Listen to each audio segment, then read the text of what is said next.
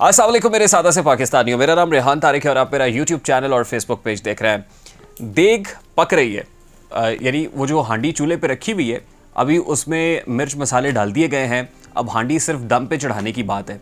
जब दम पे चढ़ेगी तो पता चलेगा कि पक के क्या तैयार हुआ है और इसकी खुशबू कैसी है। अब बहुत सारे लोग इस ताक में बैठे हुए हैं कि जब हांडियाँ पके तो उसके बाद खुशबू से महसूस किया जा सके और फिर खाने वाला जायका लेके बताएं कि जो देग पक रही थी काफ़ी अरसे से, इसकी स्मेल कैसी है और इसका जायका कैसा है, टेस्टफुली ये कैसी है।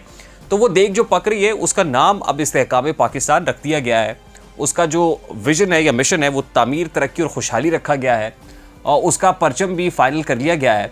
लेकिन देग पकाने वाले इतने खुश हैं, फूले नहीं समाने कि एक्साइटमेंट का ये आलम है कि जब सोशल मीडिया के ऊपर को पोस्ट डाली जाती है तो वहाँ पर जुमले आगे पीछे हो रहे हैं। जहांगीर तरीन साहब ने सोशल मीडिया के ऊपर एक पोस्ट की और उसके बाद उनको जो सोशल मीडिया ट्रॉल्स हैं उन्होंने खासी ट्रॉलिंग का निशाना बनाया है।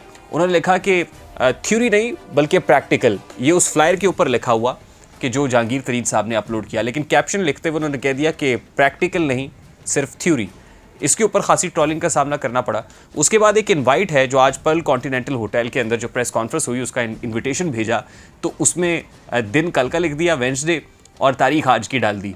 यानी अभी चीज़ें इतनी तेज़ी से अगर कहें कि हो रही हैं तो शायद गलत नहीं होगा कि जो ग्राफिक डिज़ाइनर्स हैं वो ग्राफिक्स बनाते हुए भी बेचारे राइट लेफ्ट कर रहे हैं, प्रूफ रीडिंग का भी टाइम नहीं है, बड़ी क्विकली हो रही हैं, बहुत जल्दी हो रही है। इस जल्दी की वजह क्या है, ये इतनी तेज़ी से मामला क्यों हो रहे हैं? क्योंकि प्रेस कॉन्फ्रेंस भी कहा था कि जुमे के रोज़ होगी, एक रोज़ पहले ही प्लान हो गई।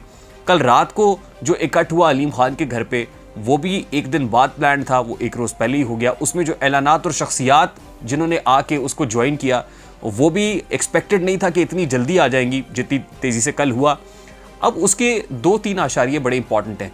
एक तो शाह महमूद कुरैशी की इमरान खान से मुलाकात है और दूसरी फॉर्मेशन कमांडर्स कॉन्फ्रेंस है। फॉर्मेशन कमांडर्स कॉन्फ्रेंस का एलामिया आना था कि फौरी तौर पर ऐसी दौड़ लगी, लोगों ने जूतियां उतार के भागना शुरू किया, पाकिस्तान तहरीक इंसाफ से इतनी दूर चले गए कि जाके जहांगीर तरीन साहब की गोद में बैठ गए। दूसरी इंपॉर्टेंट चीज़ शाह महमूद कुरैशी की इमरान खान से मुलाकात है। अब शाह महमूद कुरैशी की इमरान खान से मुलाकात की जो अंदरूनी कहानी है वो भी सामने आ गई है और शाह महमूद कुरैशी साहब के जो हल्के के लोग हैं और उनके बड़े करीब समझे जाने वाले वो बताते हैं कि कुरैशी साहब जो फार्मूला लेकर गए थे इमरान खान साहब के पास, इमरान खान साहब ने उस फार्मूले के ऊपर कांटा लगा दिया, उसको क्रॉस कर दिया। वो फार्मूला था अपने कारकुनान की रिहाई का फार्मूला।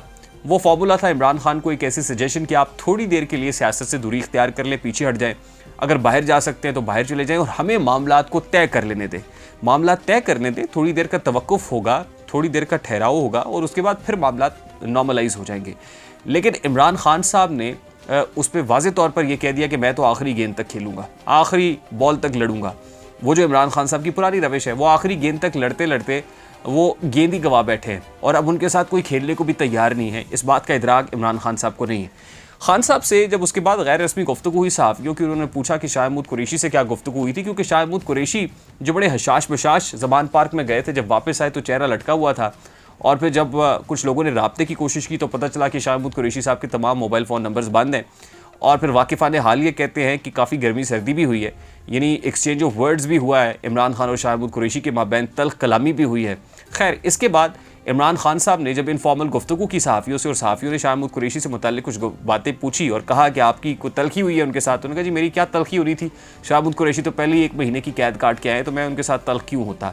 दूसरी बात, जहांगीर तरीन की इस पार्टी में शमूलियत इख्तियार करने वालों से मुताल्लिक़ की कि सबसे ज़्यादा गुस्सा आपको किस पे है, तो उन्होंने एक मानी खेज़ हंसी यानी एक कहका लगाया और उसके बाद कहने लगे कि विश यू गुड लक, यानी सब लोगों को जो है उन्होंने गुड लक विश किया और साथ में उनका ये कहना है कि इलेक्टेबल्स जो है उनसे पार्टी को छुटकारा मिल गया और मुझे अब इलेक्टेबल्स की ज़रूरत नहीं है।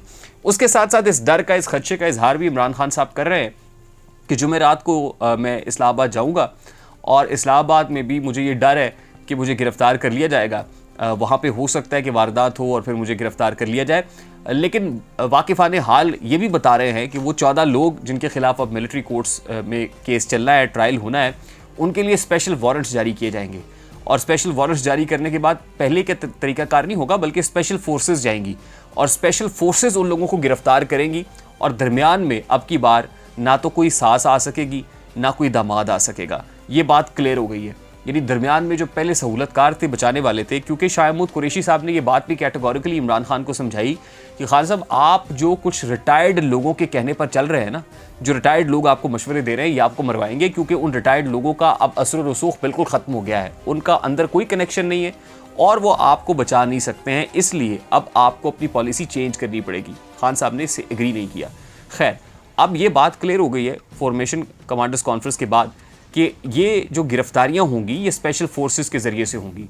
अब कोर्ट्स भी वो कोर्ट्स नहीं होंगी, बल्कि ये मिलिट्री कोर्ट्स होंगी।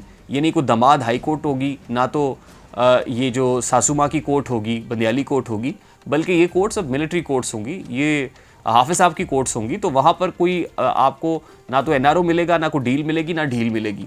अल्टीमेटली 14 लोग जिनका ट्रायल होने जा रहा है, वो कुछ नामी गिरामी चेहरे भी हैं। मैं आपको बार बार बता रहा हूँ कि उसमें इमरान खान साहब टॉप ऑफ द लिस्ट हैं, यास्मीन राशिद साहिबा हैं, एजाज चौधरी हैं, मियां महमूद रशीद हैं, कंवल शोज़िब है, आलिया हमजा है, शहरियार आफरीदी है, मुराद सईद है और 2-3 और ऐसे लोग हैं जिनका ताल्लुक मीडिया से बताया जा रहा है। और कुछ लोग ऐसे हैं जिनको जो है वो क्लीन चिट मिल गई है। उनमें वो लोग हैं कि जिन्होंने जहांगीर तरीन को पार्टी को ज्वाइन किया है। इमरान इस्माइल है, फवाद चौधरी है, इवन हमाद अज़हर के बारे में कहा जा रहा है कि हमाद अज़हर को भी क्लीन चिट मिल चुकी है। अली जैदी हैं। ये वो तमाम लोग हैं जिन्होंने 9 मई के वाक़े की मज़म्मत की है। और फिर वो कहते हैं ना कि सुबह का भूला अगर शाम को घर आ जाए तो फिर उसको भूला नहीं कहते, तो इनको छुटकारा मिल गया है। लेकिन ये लोग जिनके मैं नाम ले रहा हूँ और साथ में कुछ मीडिया के ऐसे लोग हैं, सोशल मीडिया एक्टिविस्ट हैं, जिनके बारे में पॉलिसी बड़ी सख्त कर दी गई है कि उनका ट्रायल भी इनके साथ ही किया जाएगा। अब बात सीधी सी है, जो सवाल उठाया जा रहा है इस वक्त कि जो जहांगीर तरीन की जो पार्टी फंक्शनल की गई है, क्या ये कोई प्रेशर ग्रुप है या बाकायदा तौर पे पार्टी है? क्योंकि आज से पहले बहुत सारी ऐसी पार्टीज़ बनी और उसके बाद कहीं ना कहीं उनका इल्हाक हो गया। तो इस वक्त जो हुकूमती जमातें हैं वो ये कह रही हैं कि ज़ाहिर है हम भी कोई वन साइडेड गेम नहीं खेलना चाहते, बल्कि मुल्क में जो सियासत करना चाहता है उसको सियासत का मौका मिलना चाहिए। जो हुकूमती हल्के हैं उन्होंने नरमी इख्तियार की है फवाद चौधरी के लिए भी। वो फवाद चौधरी जिनके लिए लबो लहजा आता तारा जैसे लोगों का इंतहाई सख्त होता था, वो भी ये कह रहे हैं कि फवाद चौधरी के साथ सियासी इख्तलाफ अपनी जगह पर, लेकिन सियासत उनको करनी चाहिए। वो तमाम पाकिस्तान तहरीक इंसाफ के लोग जो बड़े फ्रंट लाइनर्स थे और एक्सचेंज ऑफ वर्ड्स हुकूमत के साथ खासा होता था, अब हुकूमती हल्कों ने भी उनके लिए नरमी पैदा कर ली है। और यूँ लग रहा है कि जहांगीर तरीन जो है वो अल्टीमेटली वो एक पार्टी को लेकर चलेंगे, यानी वो पार्टी जिसके बारे में ख्याल किया जा रहा था कि कोई प्रेशर ग्रुप होगा, ये कोई प्रेशर ग्रुप होगा और प्रेशर ग्रुप अल्टीमेटली किसी ना किसी के साथ जाके इल्हाक कर लेगा, या तो पीपल्स पार्टी में शामिल हो जाएगा या नून लीग के साथ कोई इत्तेहादी हुकूमत का हिस्सा होंगे। लेकिन लग ये रहा है कि अब एक मसनूई ऑपोजिशन तैयार करने की कोशिश की जा रही है। ये ऐसे लोग होंगे जो एक फ्रेंडली ऑपोजिशन का किरदार अदा करेंगे। आपको याद होगा फवाद चौधरी का वो स्टेटमेंट जो अडियाला जेल के बाहर उन्होंने अदा किया था और उसमें वो ये कहा था कि आसिफ अली जरदारी और नवाज शरीफ को आसान रास्ता, क्लियर जो है वो रास्ता नहीं दिया जा सकता, बल्कि उनको हेड ऑन लिया जाएगा। तो लग ये रहा है कि जहांगीर तरीन साहब इन इलेक्टेबल्स पर मुश्तमिल होंगे, ये अपना शेर समेटेंगे और ऑपोजिशन करने के लिए तैयार होंगे। ज़ाहिर है मुल्क के अंदर जब इलेक्शन होगा तो कोई ना कोई लफ्ज़ी गोलाबारी तो होगी, तो ये लफ्ज़ी गोलाबारी करने के लिए कुछ लोगों को तैयार किया जा रहा है। और अगर इसको किंग्स पार्टी कहा जाए तो कहना गलत नहीं होगा, क्योंकि इस किंग्स पार्टी से अगर तो मुस्तकबिल करीब में कोई टर्न द टेबल्स यानी बाजी पलटना मकसूद होगी, तो वक्त और हालात को देखते हुए बाजी पलटी भी जा सकती है। और हालात कब पलटा खा जाएं इस बारे में पाकिस्तानी सियासत में कम से कम कुछ कहना जो है वो कुछ कहा नहीं जा सकता सर्टेनिटी के साथ कि कब यहाँ पर बारिश बरसने लगे। ये बिल्कुल ये एक महबूबा की तरह से है, ऐसे ही है कि जैसे मोहब्बत का सीन है कि किसी को कुछ पता नहीं कि अगले वक्त में क्या हो जाए। तो पाकिस्तान की सियासत को अगर ये कहा जाए कि महबूब की महबूबा है तो शायद ये कहना गलत नहीं होगा। मुझे रेहान तारिक को इजाज़त दीजिए, अपना बहुत सारा ख्याल रखिएगा। अस्सलाम वालेकुम।